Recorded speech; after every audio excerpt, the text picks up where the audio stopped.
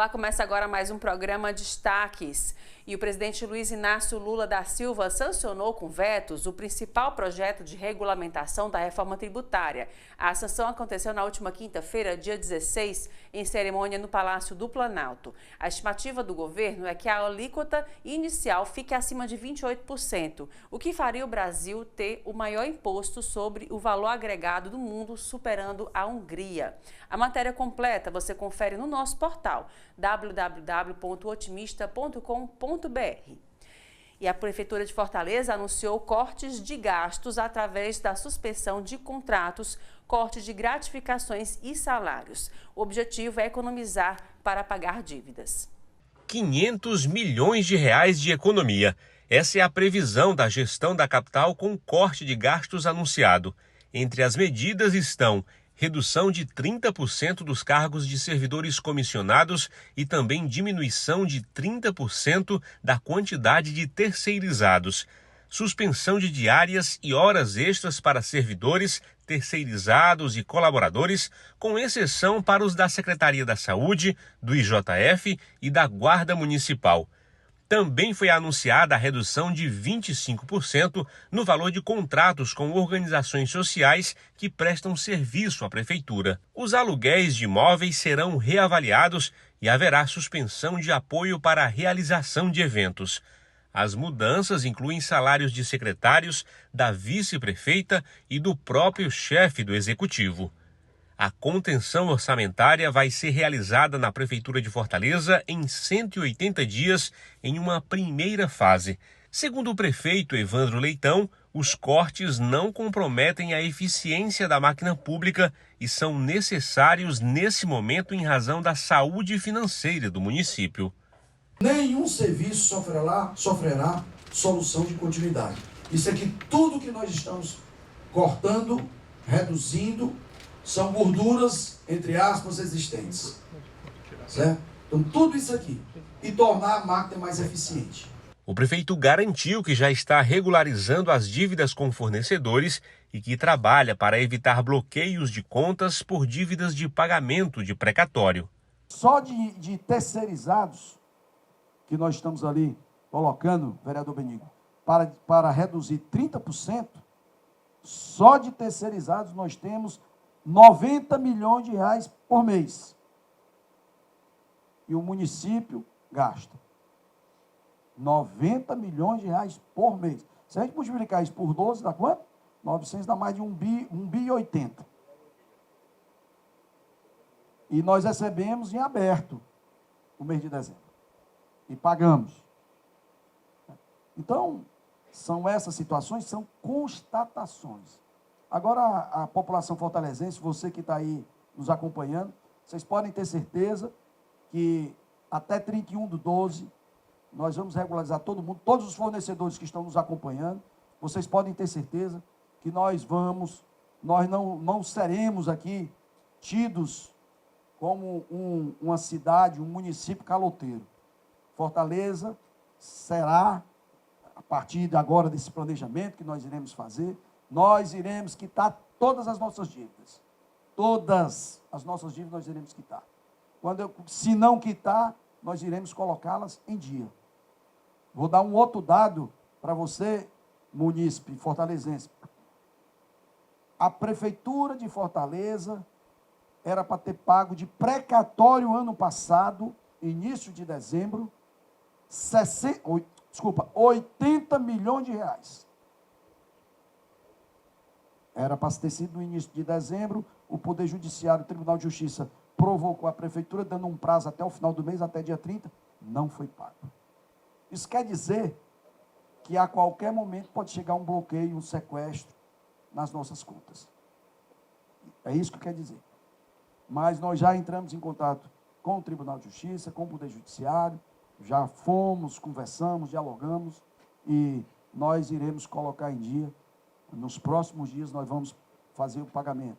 Então, todos os gargalos de problemas existentes, nós estamos sentando, dialogando, conversando com as partes interessadas, seja com o Sindônibus, seja com o Poder Judiciário, seja com os fornecedores, empresas terceirizadas, cooperativas, OS, enfim, os próprios fornecedores da Secretaria de Saúde.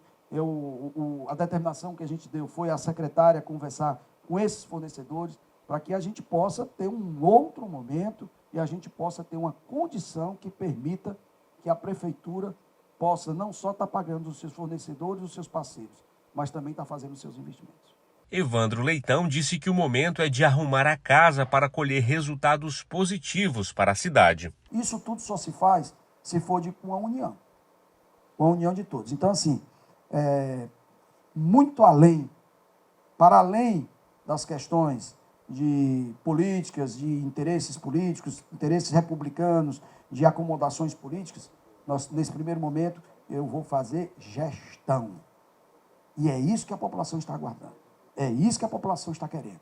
Evidentemente que a variável política é importante, sem sombra de dúvida. Sem sombra de dúvida. E eu, como uma pessoa que passei durante 10 anos no Poder Legislativo, inclusive ocupando uma liderança de governo, eu sei o quanto é importante essa relação republicana, respeitosa, harmoniosa, porém independente, dos poderes.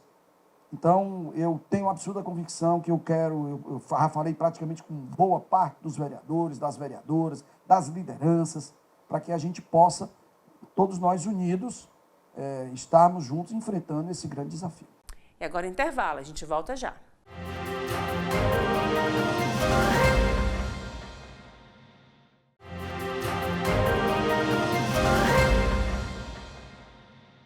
O Ministério da Integração e do Desenvolvimento Regional reconheceu oficialmente a região da Ibiapaba, no Ceará, como apta para a formação de um polo de agricultura irrigada, de acordo com a portaria número 49, publicada no último dia 13 de janeiro.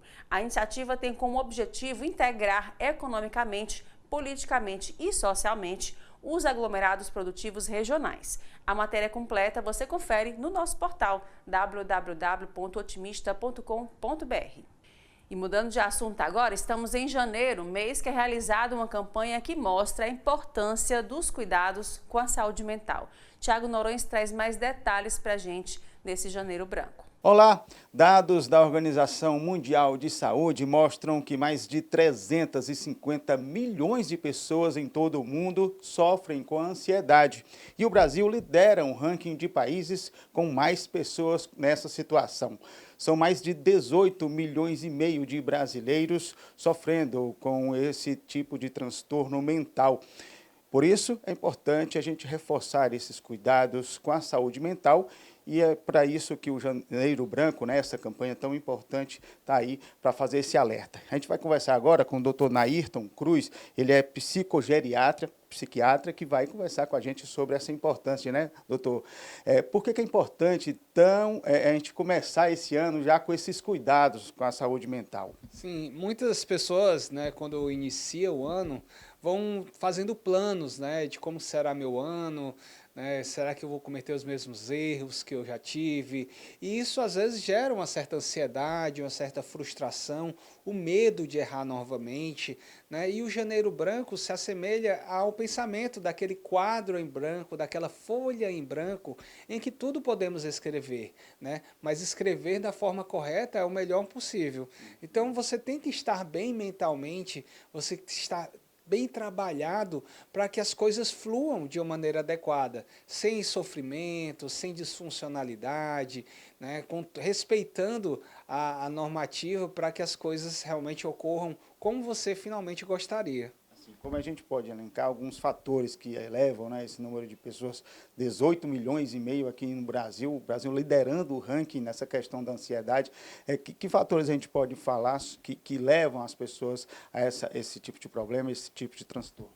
A nossa conjuntura social, né, de viver acelerado, de viver, né, sempre naquela perspectiva de nunca errar, né, de tentar sermos mais que humanos, né, super-humanos, né, muitas vezes trazem essas dificuldades, principalmente em pessoas que não vivem bem, pessoas que não dormem adequadamente, que não têm bons contatos sociais com os amigos, com a família, o esporte, né, a atividade física tem que estar dominando, né, uma boa alimentação, né? Então as pessoas têm que viver um pouco mais em sintonia para que essa leveza da vida flua, né? Muitas pessoas, né, falam de viver muito o futuro, né, traz uma ansiedade pelo futuro, ou, né, pensando muito no passado, né, e aí vem a questão da depressão e esquecem de viver o presente, né, que é justamente essa dádiva que todos nós temos. Às vezes os problemas eles aparecem, né, afinal nós estamos vivendo,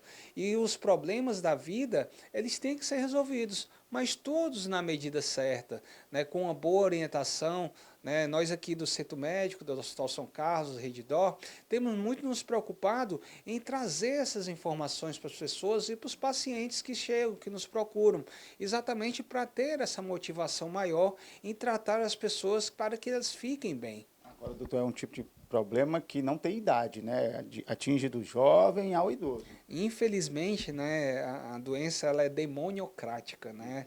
Ela pega novo, pega velho, né? E tudo entre aspas, né? Pega rico, pega pobre, né? Pega branco, pega preto, né? E, infelizmente, essa grande expansão de adoecimento é o que faz com que cada fase deve ser vista, né, com um olhar mais adequado, né? Eu fiz psiquiatria, depois fiz psiquiatria geriátrica, né? Então o meu público maior são os idosos, ou aquelas pessoas que ainda não são idosas, mas que querem envelhecer bem, né? Agora há pouco, né, atendi um paciente de 23 anos, né, falando sobre isso, sobre uma história familiar extremamente triste, né, de pais depressivos, né, de primos que até já cometeram, né, suicídio, né, e ele não quer chegar no mesmo caminho. Então, se você tem algum desconforto emocional, se você não está dormindo bem, se você tem dificuldade de concentração, né, se você tem aquela questão do humor mais irritável, né, se você se vê com alguma dificuldade, procure ajuda para você viver melhor, finalmente como você gostaria. É o ideal, né? Procurar ajuda, doutor. Mas a gente sabe que muita gente não faz isso até o problema ficar bem maior, né? Existem algumas dicas, enfim, além de procurar uma ajuda médica, se for o caso, mas para viver melhor, né? Para poder ter esse cuidado com a saúde mental. Sim, no dia a dia mesmo. Infelizmente, né, existe muito ainda a questão do preconceito, né? Mas eu brinco muito, né, dizendo que a maioria das pessoas que eu atendo são pessoas como nós, que vivem, né, têm seu trabalho, sua família, né, têm suas dificuldades, mas não estão sabendo passar por isso de uma forma adequada, né? Então, como não viver sofrendo, né? Ter uma boa rede de contatos sociais, né, seja a família, né, mas os amigos, dentro de casa também, estar bem com seu cônjuge, com seus filhos, né, no trabalho também, adequar os problemas, adequar as situações, né, ter aquela rede de amizades, né, ter uma boa alimentação, tá? Cada vez mais eu brinco que a comida ela tem que ser bem carnavalesca, quanto mais colorida melhor, né, com frutas, legumes, verduras, tá, carnes, tudo em quantidade correta. Além disso, a prática de exercício físico se mostra como essencial para quem quer viver bem. Isso em todas as idades, pelo menos 5 vezes por semana, de 40 a 50 minutos, né, em cada frequência, tá? E isso faz com que você se sinta mais fortalecido, né? Literalmente o seu cérebro fica mais robusto para encontrar e enfrentar as dificuldades do jeito que era para ser. Mas se mesmo você tendo isso, passando por alguma dificuldade, você não estando se sentindo bem, né, viu que não é nada físico, né, procure um profissional, procure um médico, procure um psiquiatra, procure um psicólogo, procure alguém, né, para estar disposto a lhe ajudar a viver finalmente como você quer. Perfeito. Muito obrigado, viu, doutor Nairton? A gente conversou agora com o doutor Nairton Cruz, ele é psiquiatra, psicogeriatra, que deu todas essas dicas aí para a gente começar o ano bem, aproveitando aí essa campanha do Janeiro Branco. A gente volta ao estúdio. Agora o intervalo, a gente volta em instantes.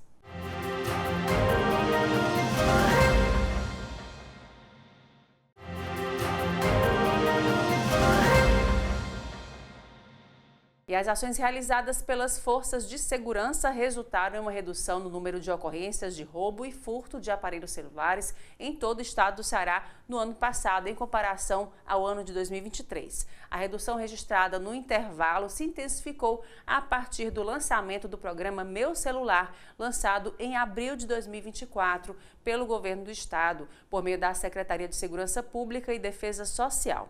Os dados foram compilados pela Superintendência de Pesquisa e Estratégia de Segurança Pública e mais detalhes você confere no nosso portal www.otimista.com.br e nas nossas redes sociais também.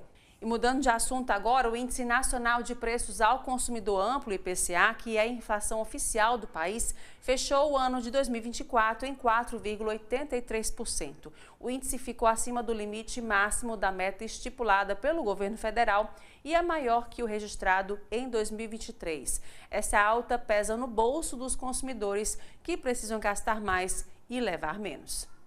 Olá, os dados divulgados pelo IBGE mostram que esse percentual do IPCA de 4,83% é o mais alto desde 2022.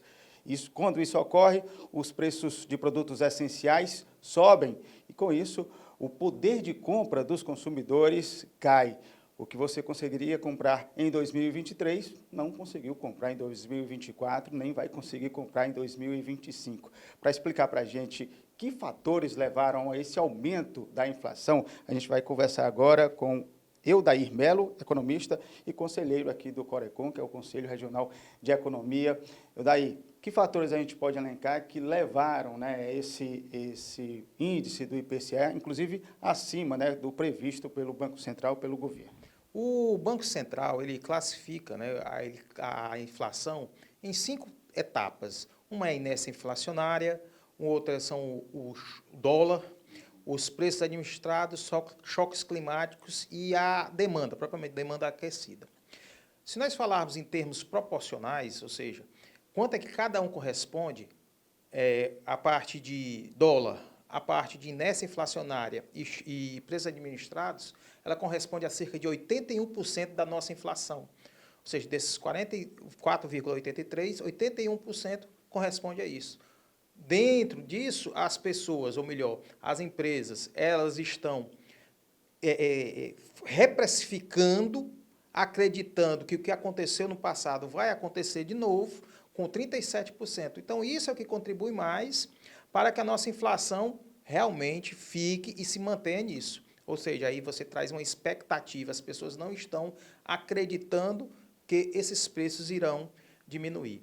A parte de preços administrados também é uma outra consequência disso, junto com o dólar. Você vê a inflação ela sendo carregada pelo dólar exatamente, tanto pela crise que nós temos hoje no mundo, com as guerras na Ucrânia e Rússia, e como choques de petróleo também que vem acontecendo, dado essa movimentação. Então, você tem aí também que os investidores, principalmente os estrangeiros, eles tiram o dólar do país, apesar de ser um investimento especulativo, mas isso ajuda também com que a valorização da moeda do dólar aconteça maior do que o real.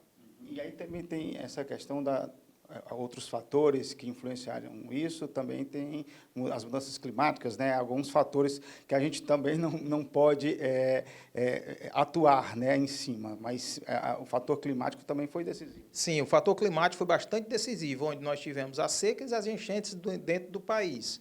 E isso fez também com que a inflação aumentasse e ficasse bem assim, um pouco acima da meta estipulada. Isso o governo não tem ação, ele não pode chegar e dizer, hoje vai chover, hoje vai fazer sol.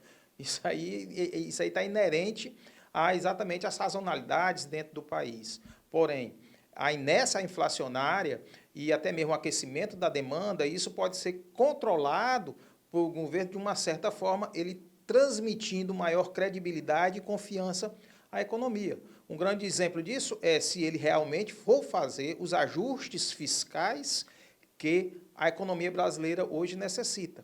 Isso vai trazer uma tranquilidade e vai trazer essa inflação para baixo.